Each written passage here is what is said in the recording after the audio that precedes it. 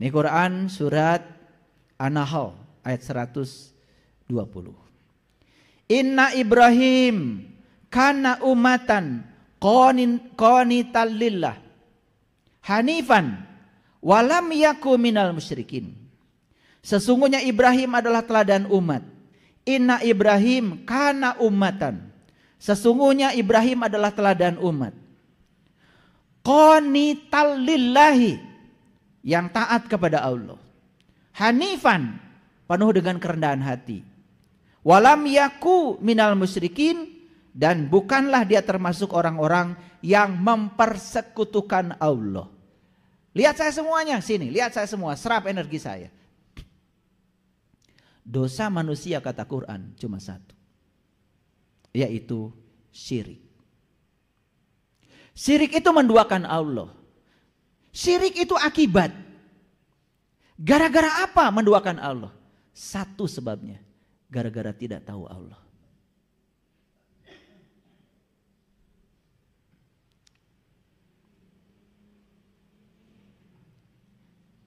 Jadi Allah menyatakan dalam Al-Quran, innallaha la yaghfiru ayyushraka bih wa yaghfiru ma duna dzalika liman yasha. Sesungguhnya Allah tidak akan pernah mengampuni dosa syirik, tapi Allah mengampuni segala dosa yang selain syirik. Quran surat An-Nisa ayat 48, diulang lagi di Quran surat An-Nisa ayat 116. Itu diulang 2 kali oleh Allah. Supaya percaya sama saya sudah bacakan ayatnya. Silahkan nanti di rumah lihat. Innallaha la yaghfiru ayyushraka bih wa yaghfiru ma dzuna dzalika liman yasha. Sesungguhnya Allah tidak mengampuni dosa syirik, tapi Allah mengampuni dosa apapun yang selain syirik. Jadi jelas dosa manusia cuma satu. Jadi yang harus kita segera bereskan, dosa yang mana? Dosa yang lain kata Allah sudah aku ampunkan. Karena dosa yang lain itu turunan. Gara-gara syirik lalu melakukan dosa-dosa yang lain. Kalau sembuh dari dosa syirik, tidak mungkin melakukan dosa lain. Dosa lain itu anaknya, cucunya, cicitnya. Jadi sebetulnya kalau orang melakukan dosa, sebenarnya gara-gara dia masih selingkuh kepada Allah. Bahasa lainnya syirik itu selingkuh lah, biar gampang. Mendua. Oke, yuk lihat saya. Ketika sholat, ingat ke dapur, pernah?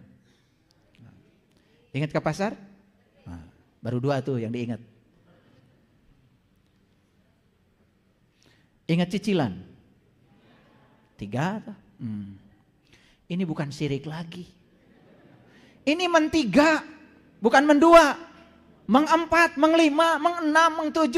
Jadi kenapa kita tidak bisa ingat sama Allah ketika sholat, malah yang ingat yang lain-lain? Kan gara-gara kita tidak tahu. Maka Nabi Muhammad tidak sholat dulu, Isra Mi'raj dulu. Makanya beliau setelah Isra Mi'raj baru sholat, berarti sepanjang sholat yang diingat cuma satu, yang beliau tahu. Yang lainnya tersingkir dengan sendirinya. Sholatnya jadi khusyuk. Masuk akal? Aduh, Quran tuh keren sebetulnya.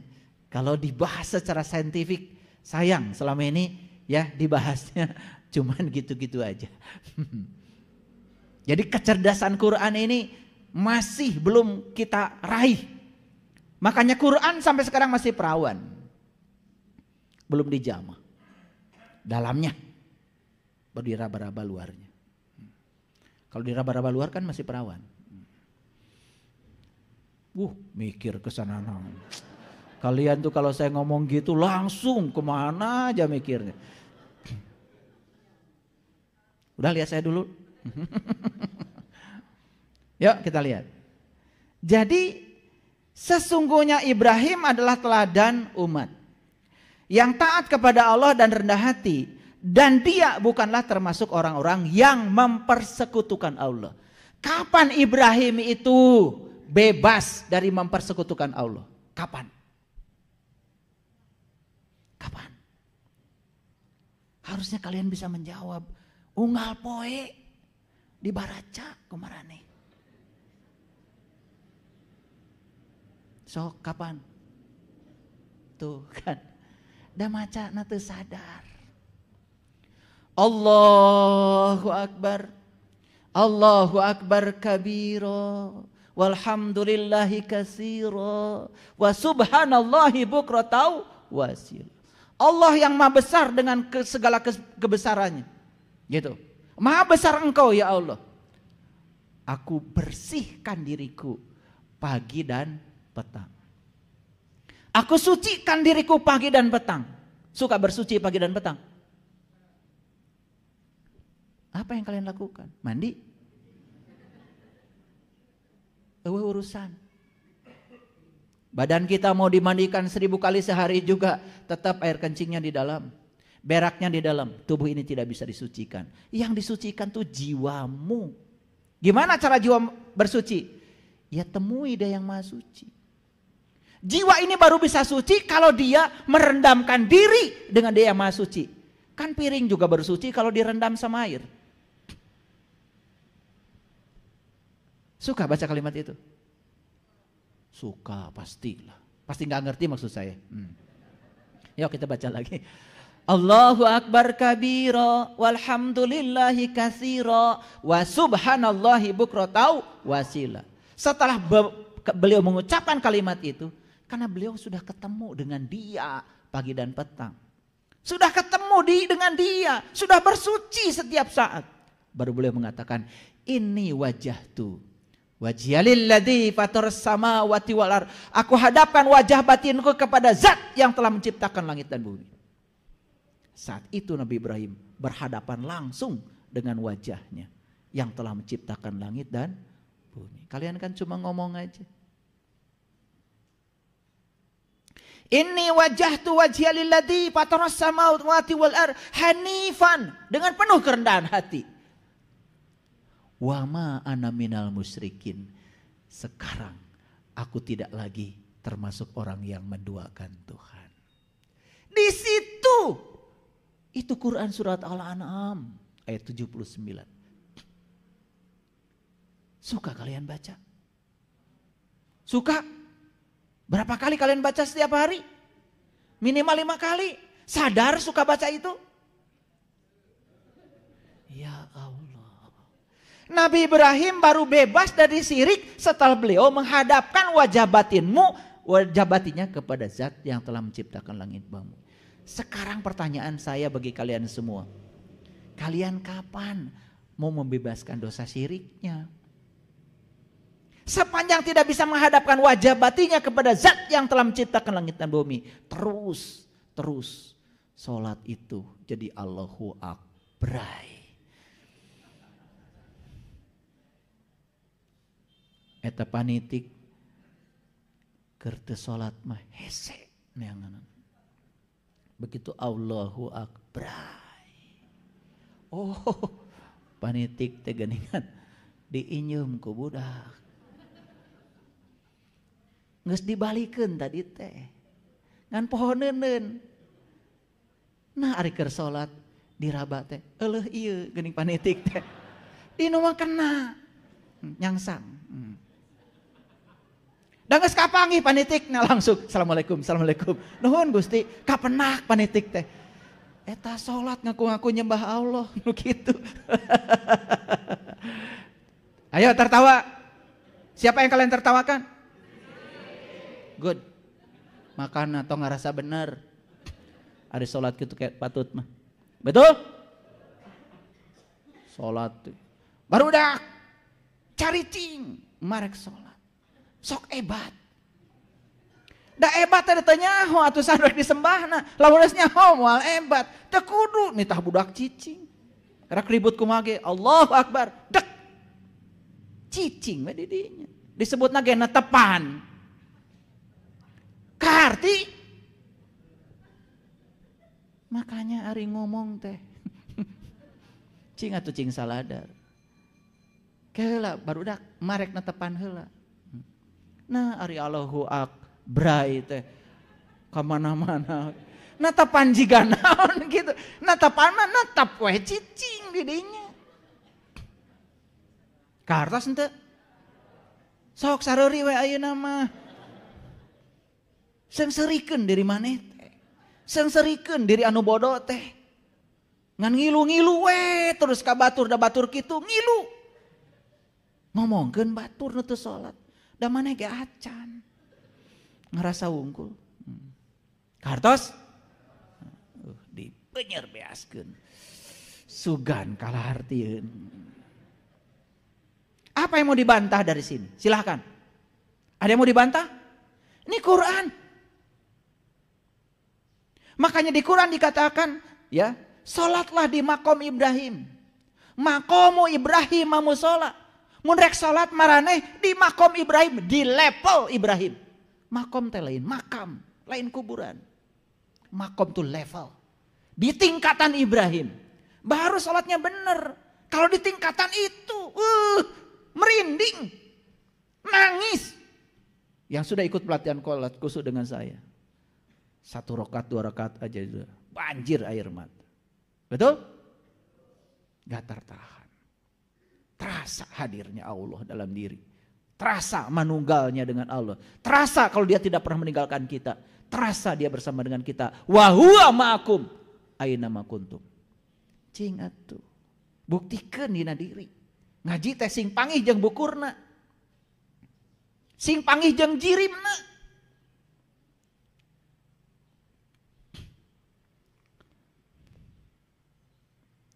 Inna Ibrahim kana umatan qanitan lillahi hanifa walam yakun minal musyrikin. Jadi teladan kita tuh Ibrahim. Nabi Muhammad juga meneladani Nabi Ibrahim. Betul? Iya. Kan yang dibaca dalam sholat itu pengalaman Nabi Ibrahim. Baca atau Quran surat Al-An'am dari ayat 1 sampai selesai. Di situ akan ketemu bagaimana Nabi Ibrahim mencari jati dirinya. Bertemu bintang, bertemu bulan, bertemu matahari. Setelah itu kemudian inni wajahtu wajhiya lilladzi fataras samawati wal ardh hanifan wa ma ana minal musyrikin. Lanjut. Setelah itu Nabi Ibrahim membaca lanjutannya. Inna sholati wa nusuki wa mahyaya wa mamati lillahi rabbil alamin la syarikalah wa bidzalika umirtu wa ana awalul muslimin. Itu diabadikan di Quran surat Al-An'am ayat 162. Beliau yang tingkatannya sudah tinggi saja tidak mengatakan dirinya muslim, tapi beliau mengatakan wa ana awalul muslimin. Inilah awal aku menjadi seorang muslim. Bukan wa ma ana minal musyrikin, wa ana awalul musyrik, wa ana awalul mu'minin. Inilah awal aku, wa ana awalul muslimin. Inilah awal aku menjadi seorang muslim. Siapa muslim? Yang sudah berserah diri kepada Allah. Apa berserah diri? Menerima saat ini tanpa syarat. Kalau kalian menerima setiap saat pakai syarat, terjebak benar salah, masih ada penghakiman, ini saya ambil, ini saya lempar, belum muslim. Belum. Berarti kalian belum pasrah seutuhnya pada Allah. Kalau sudah pasrah seutuhnya pada Allah, ya Allah, apapun yang terjadi, aku yakin di belakangnya ada engkau.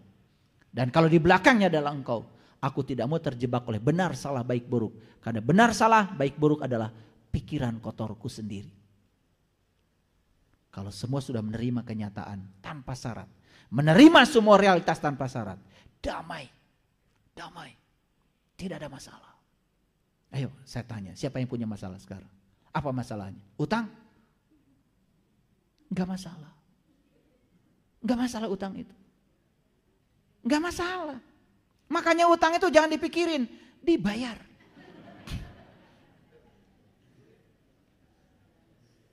Betul enggak? Dipikirin enggak lunas. Dibayar. Nah dipikirin jadi masalah. Kalau dibayar enggak. Masalah itu karena apa? Kita punya duit pun enggak mau bayar.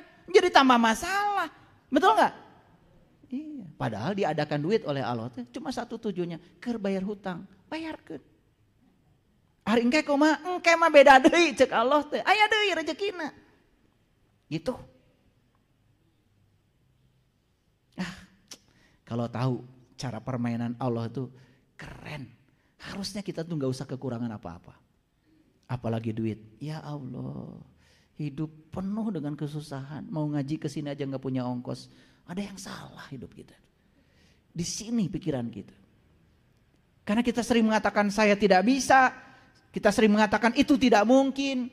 Sering menunda, nanti saja. Akibatnya itu yang kita alami hari ini. Lanjut. An-Nahl 121. Syakiron li'an umihi. Ya. Ajtabahu wa hadahu ila syiratim mustaqim. Yang mensyukuri nikmat Allah yang telah memilihnya dan menunjukinya ke jalan yang lurus. Jadi jelas ayat ini mengatakan bahwa Ibrahim adalah teladan kita. Dia adalah orang yang sudah berserah diri sepenuhnya pada Allah. Dan dia sudah terbebas dari dosa syirik. Tidak menduakan lagi Allah. Karena sudah tahu kepada Allah. Apa yang terjadi? Maka dia mensyukuri nikmat Allah. Jelas dari ayat ini bahwa nikmat Allah itu adalah saat beliau bisa bermanunggal dengan Allah. Dan disyukuri nikmat itu. Gak ada kaitan dengan tanah lega. Tidak ada kaitannya dengan rumah bagus. Gak ada kaitan dengan jabatan tinggi. Gak ada. Karena yang dapat nikmat cuma 4. Para nabi, para siddiqin, para syuhada, para sholihin. Jelas gak ada kaitannya dengan urusan itu. Clear? Oke.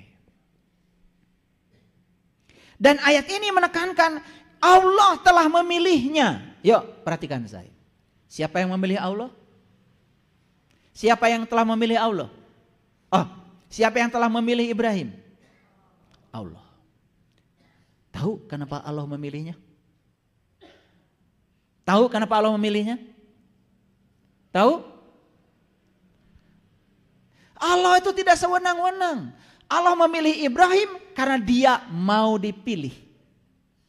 Makanya dengarkan kata-kata saya. Dengarkan kata-kata saya. Yahdillahu linurihi mayyasa. Allah akan menunjukkan kepada cahayanya siapa saya yang dikehendaki. Siapa yang akan dikehendaki oleh Allah? Yang punya kehendak. Yang punya kehendak. Nu teu boga kahayang mah. Moal dipih kahayang ku Allah. Jadi Allah memilih Ibrahim itu bukan karena Allah milih Ibrahim tidak memilih kita. Tidak. Allah juga bisa memilih kita kalau kita mau dipilih. Hebat gak itu? Hebat gak? Inilah keadilan Allah. Allah menyediakan ruang yang sama buat semua orang. Karena kita juga hambanya Allah. Emangnya kita siapanya Allah? Betul? Jadi kenapa Ibrahim dipilih oleh Allah? Apa jawabannya? Karena beliau mau dipilih. Menyediakan diri untuk dipilih, maka dipilih. Jadi siapapun manusia di semesta ini, kalau menyediakan diri menjadi manusia pilihan di hadapan Allah, pasti dipilih, gak mungkin tidak dipilih. Masuk pengertian saya? Awas. Karena selama ini pengertian kita, oh Allah memilih Ibrahim, Allah tidak memilih saya. Begitu kan? Jadi kita merasa rendah hati, rendah diri. Da abdi mah moal kapilih, nya atuh moal kapilih, datangi lu pemilihan. Betul nggak? Itu yang dipilih oleh rakyat, kan yang ikut pemilihan, nu tengiluan mah, itu dipilih. Kartos, sok ikut pemilihan, tapi bukan pemilu yang itu, ikut pemilihan. Abdi hayang kapilih ku Allah, sok ikut pemilihan, daftar, biar dipilih sama Allah. Siapkan diri kita untuk menuju manusia pilihan. Pasti terpilih. Adil gak Allah? Adil gak Allah? Tuh. Makanya ngaji itu harus yang masuk akal. Quran itu scientific, logik Quran itu. Lanjut. Dan dia telah menunjukinya ke jalan yang lurus. Jadi Ibrahim itu telah ditunjukin Allah ke jalan yang lurus. Kenapa? Karena dia menyediakan diri untuk ditunjuki oleh Allah. Kalau gitu Ibrahim dapat nikmat? Dapat. Kalau gitu Ibrahim Bani Israel. Kalau gitu Ibrahim masuk yang mana? Para nabi, siddiqin, syuhada, sholihin. Nah baru ini masuk semuanya. Kayak kalian tadi masuk semuanya. Gimana? baru keren. Clear ya? Oke. Gimana? Penjelasan saya bisa dimengerti? Ini kecepatan saya ngaji ini 5 km per jam. Lambat sekali. Saya ulang-ulang supaya ngerti. Sampai nanti dapat muaranya, dapat hasilnya. Oh, ternyata selama ini saya salah kaprah mengartikan nikmat. Ternyata yang disebut nikmat selama ini hanyalah enak yang datangnya sesaat dan hilang lagi. Saya tidak mau yang itu. Saya ingin nikmat yang abadi bersama dengan Allah saat saya hidup dan bersama dengan Allah saat saya sudah pulang kepadanya. Baru keren. Baru nikmat itu abadi. Para hadirin, untuk sampai kepada Allah tidak usah menunggu kematian yang itu. Kata Nabi, mut anta qabla mut. Bahkan di saat kita masih hidup pun kita bisa kembali kepada Dia. Memuni ayat innalillahi wa inna ilaihi. Pulang kepada Allah itu bisa saat ini juga. Di sini, saat ini, sekarang. Tergantung kita mau apa tidak. Makanya di Quran dikatakan siapa yang sudah pulang hari ini akan pulang kepada Allah pada saatnya. Tidak akan kemana-mana. Wa man kana fi hadhihi a'ma wa huwa fil akhirati a'ma wa adallu sabila. Tidak akan tersesat jalannya. Karena sudah tahu jalan. Kan tadi udah tahu ya. Sesatu akibat apa? Tidak tahu. Supaya sembuh harus tahu. Clear. Gak usah belajar. Ya, usah belajar. Capek belajar. Kayaknya kalian tuh kebanyakan belajar. Oke. Kenapa saya mengatakan bahwa nikmat itu abadi? Ini ayatnya. Quran surat Al-Anfal ayat 53. Zalika bi annallaha lam yaku mughayyiran ni'mata an'amaha ala qaumin hatta yughayyiru ma bi anfusihim wa annallaha samiun alim. Demikianlah karena sesungguhnya Allah tidak akan mengubah nikmat yang telah dianugerahkannya kepada suatu kaum. Jadi Allah kalau sudah menganugerahkan nikmat pada satu kaum tidak akan mengubahnya. Kata siapa? Kata Allah. Hingga kaum itu mengubah apa-apa yang ada pada diri mereka sendiri. Dan sesungguhnya Allah Maha mendengar lagi Maha mengetahui. Jadi ayat ini menceritakan ada sekelompok kaum yang sudah dikasih nikmat, sudah dipilih, tetapi dia menyia-nyiakan pilihan Allah bagi dirinya. Jadi yang mengubah dia bukan Allah, yang mengubah dia sendiri. Allah tidak akan pernah mengubah nikmat itu. Tidak. Jadi dia sendiri yang mengubah itu. Karena apa? Tidak punya istiqomah di sini. Dia lepas dari talinya.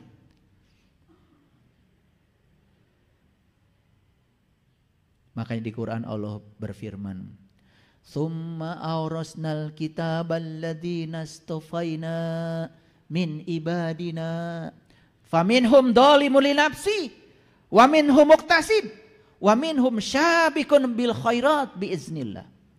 Kata Allah, kemudian aku wariskan nikmat ini, kitab ini, rasa ini, pengalaman ini kepada abdi-abdi yang terpilih di antara abdi-abdi kami.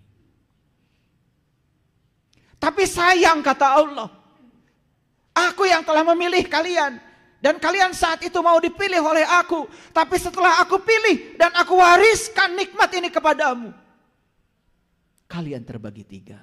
Satu, dolimun li nafsi, kembali mendolimi dirinya sendiri. Dua, al-muqtasid, setengah-setengah. Saya kasih tahu para hadirin, kalau mau ngaji jangan setengah-setengah. Tong bosenan. Kan saya bilang kemarin, kesadaran itu tidak bisa dicapai lewat eskalator. Harus lewat anak tangga. Tahap demi tahap ikuti. Jangan pengen banyak ilmu buat apa? Apalagi ilmu cuman koleksi di otak. Gak akan menolong. Tapi ilmu yang sedikit itu dialami, dirasakan, dibuktikan. Itu baru keren. Makanya saya tidak pernah mengajarkan banyak ilmu. Ilmu itu sedikit saja. Satu saja. Kuncinya aja yang paling penting. Kalau kuncinya sudah tahu, terbuka semua ruang-ruang dalam diri. Paham? Jadi yang pertama yang kembali ke belakang. Sudah dikasih nikmat, tetapi dia memungkirinya. Yang kedua, al-muktasid. Setengah-setengah. Dan yang ketiga, syabikun bil khairat biiznillah. Orang yang sungguh-sungguh berjalan menuju Allah dengan seizin Allah. Dan orang yang seperti ini, ya, saya menyaksikan orang-orang yang semacam ini hidupnya bergelimpangan berkah. Sudah kayak bayi. Bayi, segala berkah datang. Bayi itu, nangis saja bayi, serumah orang mengunjunginya. Jadi bayi itu begitu. Berkah datang tanpa upaya. Betul? Makan, datang makanannya. Gak kerja, gak ada yang kerja bayi. Makanan datang yang paling enak buat bayi. Bubur paling lembut buat bayi. Makanan paling enak, baju paling bagus buat bayi. Datang semua berkah. Jadi menjadi seperti bayi itu artinya adalah menciptakan hidup dan penuh berkah. Datang semua berkah tanpa upaya. Itulah menjadi bayi. Memang bisa begitu? Bisa. Kalau tahu ilmunya. Satu syaratnya. Harus menjadi lucu seperti bayi. Dan kenapa bayi lucu? Karena cahaya ilahinya masih bersinar. Jadi kalau kalian ingin lucu lagi, sudah. Dapatkan nikmat Allah. Biar cahaya ilahi dalam diri bersinar lagi. Saya jamin kalian semua akan lucu lagi. Sekarang kalian nangis, siapa yang mau datang? Paling juga, jangan cengeng. Pika sebelum. Kenapa lucu kita hilang? Karena cahaya ilahi dalam diri redup. Dulu tidak banyak kemelekatan, sekarang banyak kemelekatan. Dulu ketika sedang jadi anak kecil, main full. Hadir di sini saat ini sekarang. Coba lihat anak lagi main. Senang sekali. Full di situ. Sadar, hadir. Pemikiran beas. Betul? Ya orang mengker gawe ge pikiran teh kumaha isu pageto padahal hirup mah ayeuna. Menjadi anak kecil itu artinya hadir di sini saat ini sekarang. Lihat anak kecil. Berantem, cerik dua nana. Sakedeung patangkeup-tangkeup. Lucu, gak kayak kalian. Berantem tahun 90 sampai sekarang belum ketemu lagi. Ya Allah. Makanya kalian jadi gak lucu. Modelnya kayak gini. Bekas sebelen. Jadi kalau ingin lucu lagi, ya sudah. Hadirkan cahaya ilahi itu. Gimana caranya? Yuk raih nikmat. Jadi Bani Israel. Berjalan di Siratal Mustaqim. Menyatulah dengan dia. Saat kita menyatu dengan Allah. Semua menjadi indah. Keren. Jadi kenapa sekarang saya banyak masalah, banyak konflik? Satu masalahnya karena kita terpisah dari dia. Jadi kalau begitu nikmat itu abadi? Kata siapa? Kata Allah di ayat ini. Betul? Ya. Tetapi nikmat itu menjadi tidak abadi kalau dirusak oleh diri kita sendiri. Nah, saya cuman satu nasihat saya. Kalau sudah dipilih oleh Allah untuk mendapatkan cahayanya, jangan mundur ke belakang. Itu aja pesan saya. Makanya ada ayat yang bercerita tentang jangan menukar nikmat. Kira-kira ayat ini buat siapa? Yang sudah dapat nikmat atau yang belum? Yang sudah dapat nikmat, yang belum, tar jangan GR dulu. Dapat nikmat aja belum. Nih ada doa di Quran. Allahumma rabbana atmim lana nurana faghfir lana dzunubana. Pernah dengar doa itu? Pernah dengar atau sering baca? Allahumma rabbana, ya Allah Tuhanku, atmim lana, sempurnalah bagiku, nurana, cahayaku, faghfir lana, ampunilah aku. Gitu. Jadi itu doa buat siapa? Buat yang sudah dapat cahaya atau yang belum? Yang sudah, yang belum. Rabbana atmim lana. Cek Allah iraha mana yang menang cahaya.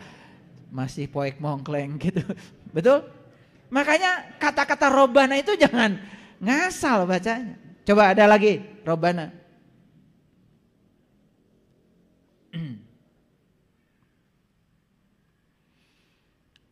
Rabbana hablana min ajwajina qurrata ayun waj'alna lil muttaqina imama. Itu doa kita minta kepada Allah supaya jadikan imamnya orang yang bertakwa. Pertanyaannya, kamu sudah bertakwa belum? Sudah tahu takwa itu apa? Enggak tahu. Taunya menjalankan perintah Allah dan menjauhi larangannya. Begitu? Para takwa itu kata Quran surat Al-Baqarah ayat 63. Mengambil janji, diangkat kesadarannya, ditunjukkan oleh Allah di puncak kesadarannya. Ingat yang Allah tunjukkan. La'allakum tattaqun. Baru takwa. Jadi takwa itu kalau sudah bisa mengingat apa yang Allah tunjukkan pada kita. Allah juga belum menunjukkan apa-apa kepada kita. Karena kita tidak mau dipilih selama ini. Betul apa tidak?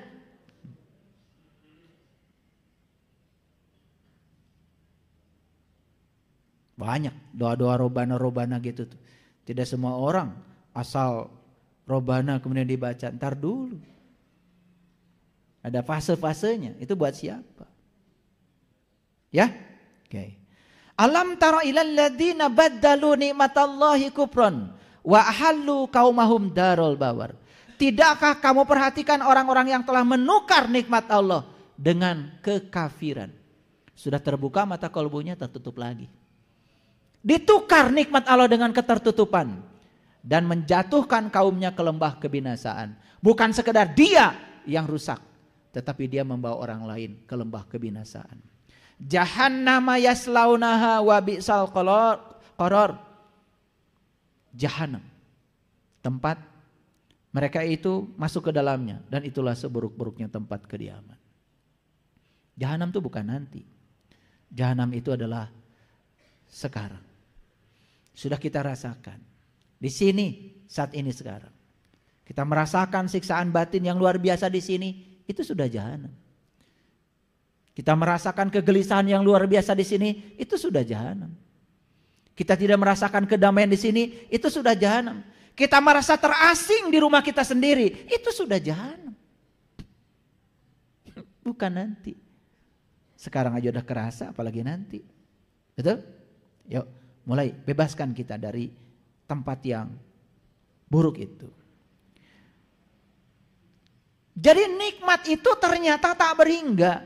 Kalau nikmat tak berhingga, berarti nikmat ini gak bisa dihitung. Nah, nikmat yang gak bisa dihitung nikmat apa? Nikmat bersama Allah. Dan Dia telah memberikan kepadamu dan segala apa yang kamu mohonkan kepadanya. Dan jika kamu menghitung nikmat Allah, tidaklah kamu dapat menghinggakannya. Saya setuju dengan terjemahan Departemen Agama yang mengartikan ayat ini, tidaklah kamu dapat menghitung nikmat Allah. Jika kamu menghitung nikmat Allah, tidaklah kamu dapat menghinggakannya. Makanya sering kita baca, wa in ta'uddu ni'matallahi la tuhsuha. Jadi nikmat Allah yang paling besar, yang tak terbatas adalah merasakan bersama dengan Dia. Karena Dia tak terbatas, rasanya pun tak terbatas. Laisa kamitslihi syai'un. Tidak bisa dijelaskan, tidak bisa diterangkan. Oleh karena itu, jangan tanya sama saya, gimana rasanya nikmat itu? Lebih bagus, mintalah kepada saya, gimana caranya supaya bisa merasakan nikmat itu? Rasakan sendiri. Tak ada Tak ada penjelasannya. Semakin jelas pengertian nikmat di sini. Semakin jelas? Oke, lanjut. Kenapa saya menyitir ayat ini? Karena Allah memberikan peringatan kepada kita. Hai orang-orang yang beriman, yang sudah terbuka mata kalbunya, yang sudah dapat nikmat, yang sudah jadi Bani Israel, yang sudah merasakan nikmatnya iman. Siapa itu? Siapa itu? Ya, saya. Bagus, percaya diri aja. Tapi harus koreksi diri ya. Ya, selama ini kan kalau disebut, hai orang-orang beriman langsung saya. Padahal baru ngaku. Itu pun ngakunya sama Pak RT. Waktu bikin KTP. Lengi di mana? Cibabat. Saha wastat. Agama Islam Pak RT. Islam. Langsung diketik sama Pak RT. Diaku sama Pak RT. Diaku sama Allah belum? Nah itu yang kita lupa. Karena sudah diaku sama PRT, udah aja selesai. Ya, oke, kita lanjut. Hai orang-orang yang beriman, jika datang kepadamu orang fasik membawa suatu berita, periksalah dengan teliti agar kamu tidak menimpakan suatu musibah kepada suatu kaum tanpa mengetahui keadaannya yang menyebabkan kamu menyesal atas perbuatanmu itu. Kenapa Allah menghadirkan ayat ini? Maaf, orang fasik itu orang yang seakan-akan dia berbicara kebenaran, padahal dia berbicara kebohongan berbaju kebenaran. Jadi orang fasik itu adalah orang yang kelihatan beriman, tetapi yang disampaikan oleh dia bukan sesuatu yang dialami, yang dia rasakan, hanya berdasarkan pikirannya saja. Dan yang semacam ini jumlahnya banyak. Yang menceritakan Allah banyak di mana-mana, tapi yang tahu dan kenal kepada Allah tidak banyak. Paham? Oke. Disuruh meriksa sama Allah. Ya. Oke. Baik, lanjut. Ini Quran surat Al-Hujurat ya, ayat yang ke-7. Dan ketahuilah olehmu bahwa di kalanganmu ada utusan Allah. Kalau ia menuruti kemauanmu dalam beberapa urusan, benar-benar kamu akan mendapatkan kesusahan. Tetapi Allah menjadikan kamu cinta kepada keimanan dan menjadikan keimanan itu indah di dalam kalbumu, serta menjadikan kamu benci kepada kekafiran, benci kepada kefasikan, benci kepada kedurhakaan. Mereka itulah orang-orang yang cerdas. Makanya ayatnya dipungkas dengan ulaika humur rasyidun. Makanya banyak orang Sunda ngasih namanya Rosidin, Rosidun, Rosidan. Rosid itu artinya cerdas. Nah, orang yang cerdas oleh Quran dipanggilnya mursyid. Makanya di Quran dikatakan mayyahdillahu fahuwal muhtadi wa mayyudlil falan tajidahlu waliyan mursidan. Siapa yang dikehendaki Allah dapat petunjuk, pasti akan mendapat petunjuk jalan. Akan ketemu dengan orang yang menunjukkan jalan. Tapi barang siapa yang tidak dikehendaki Allah dapat petunjuk, sampai mati pun tidak akan bertemu dengan waliyan mursidan. Loh, kenapa dia tidak dikehendaki? Karena dia tidak punya kehendak. Jadi Rosyid, ada sekolah namanya Irsyad. Irsyad itu artinya cerdas. Bagus tuh Irsyad buat nama sekolah. Makanya orang yang cerdas oleh Allah disebut mursyid. Nah, orang Islam sering mengartikan mursyid itu guru. Padahal guru itu bahasa Arabnya ustad. Mursyid itu bukan guru. Mursyid itu orang yang cerdas. Bukan orang pintar ya, beda. Orang yang pintar tuh banyak ilmunya tapi gak berguna. Orang yang cerdas ilmunya sedikit tapi berguna, bisa menolong dirinya sendiri. Makanya dalam bahasa intelektual yang namanya kepintaran itu areanya area intelektualitas. Yang namanya kecerdasan areanya intelijensia, masuk dalam dimensi kesadaran. Nah, orang pintar belum tentu sadar. Tapi orang cerdas pasti sadar. Ciri orang sadar apa?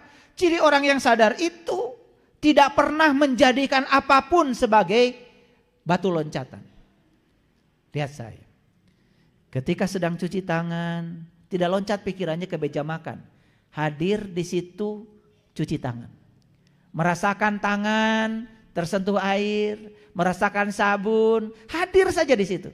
Karena bagi dia cuci tangan adalah tujuan. Selesai cuci tangan, makan jadi tujuan. Selesai makan kemudian minum jadi tujuan. Selesai minum kemudian ngobrol jadi tujuan. Hadir di sini saat ini sekarang itu namanya sadar. Kita, mohon maaf, mandi batu loncatan. Karena otak sudah di kantor. Mandinya jadi buru-buru. Padahal, kalau mandi santai, terima kasih air, hari ini masih datang. Sapa dulu, kamu sangat berguna, kamu cantik. Kalau gak ada kamu, betapa kotornya tubuh saya. Mandi. Basahi dulu kaki, angin bawah, betis, paha. Ada yang ke bawah tuh, ngegeleser, rasa hangat. Oh, berarti panas sudah turun ke bawah. Jantung tidak akan stres itu ketika mandi. Baru dibasahi ke atas, ke sini, ke dada, baru terakhir kepala. Aman mandinya. Ini mandi kepala dulu, air dingin lagi. Nggak minum lagi, bisa kram tuh di kamar mandi. Karena kalau jantung kurang cairan, itu ada perbedaan suhu yang ekstrim. Itu bisa menyebabkan kita kram jantung. Meninggal di kamar mandi. Orang awam bilangnya jatuh. Padahal mungkin saja kram jantung. Atau mulai mandinya dari kepala dulu. Kalau dari kepala dulu, darah naik ke atas. Ingin menghangatkan kepala yang dingin. Sedangkan pembuluh darah di usia tua sudah sempit. Terlalu banyak makan minyak. Karena darah naik ke atas, pecah pembuluh darah di kamar mandi. Jatuh. Nah, orang awam bilangnya, oh pecah orang awam jatuh di kamar mandi, padahal pecah pembuluh darah. Sebenarnya jatuh itu adalah yang kedua, setelah pecah pembuluh darah hilang kesadaran. Jadi mandi aja ada ilmunya kok. Coba dinikmati. Ketika sabun ke tangan, terima kasih tangan, kamu keren. Puji semua anggota tubuh kita sehat, nggak akan pegel-pegel. Ketika pakai handuk, nikmati pakai handuk itu mewah. Karena tangan ini suatu saat tidak bisa lagi begitu. Banyak itu yang sudah tidak bisa pakai handuk sekarang dimandiin. Masih hidup. Pakai handuk dihandukin. Betul nggak? Mewah nggak bisa pakai handuk? Mewah. Makanya coba rasakan setiap kemewahan itu. Gosok gigi nikmati. Jangan jadi batu loncatan. Tujuan hadir di situ. Nah, kalau semua yang kita lakukan adalah tujuan, hidup adalah tujuan. Tujuan hidup adalah hidup itu sendiri. Semua dilakukan dengan kesadaran. Saya tempo hari praktek 200 orang saya kumpulkan di Cikole. Kemudian saya bilang, yuk lihat kakimu, lihat kaki. Pernah berterima kasih pada kaki? Yuk sekarang saatnya. Bilang pada kaki, aku menyesal karena selama ini aku telah membawa kamu ke tempat yang kamu tidak suka. Bilang pada kakimu, aku menyesal karena selama ini aku terus-menerus menggunakan kamu untuk hawa nafsuku. Bilang terus, nangis semuanya. Sekarang ganti kalimatnya, aku minta maaf kaki karena selama ini aku mengabaikan kamu.